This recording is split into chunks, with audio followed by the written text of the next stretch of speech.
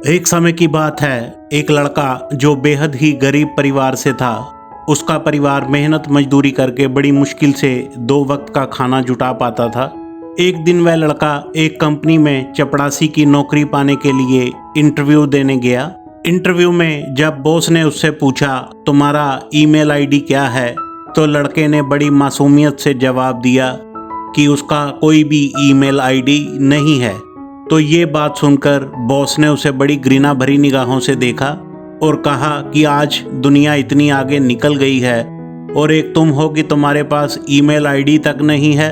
जाओ, मैं तुम्हें नौकरी पर नहीं रख सकता। ये सुनकर लड़के के आत्मसम्मान को ठेस पहुंचती है और वह वहां से चला आता है।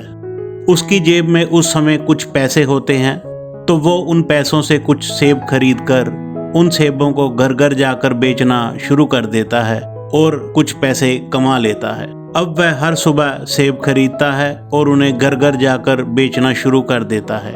सालों तक ये सिलसिला यूं ही चलता रहता है और एक दिन लड़के की कठिन मेहनत रंग लाती है और वह खुद की एक बहुत बड़ी कंपनी खोल देता है, जहां से विदेशों में सेब सप्लाई किए जाते हैं। उसके बाद लड़का पीछे मुड़कर नहीं देखता और जल्दी ही वह बहुत बड़े पैमाने पर अपना बिजनेस फैला देता है और एक साधारण गरीब परिवार का लड़का बन जाता है अरबपति।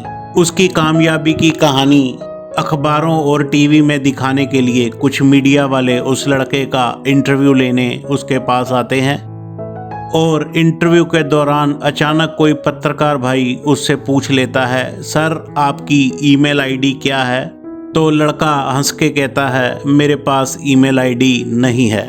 ये बात सुनकर सब लोग चौंक जाते हैं कि एक अरबपति आदमी के पास एक ईमेल आईडी तक नहीं है।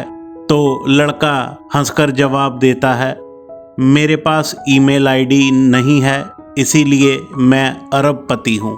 अगर मेरे पास ईमेल आईडी होती तो आज मैं एक चपड़ासी होता।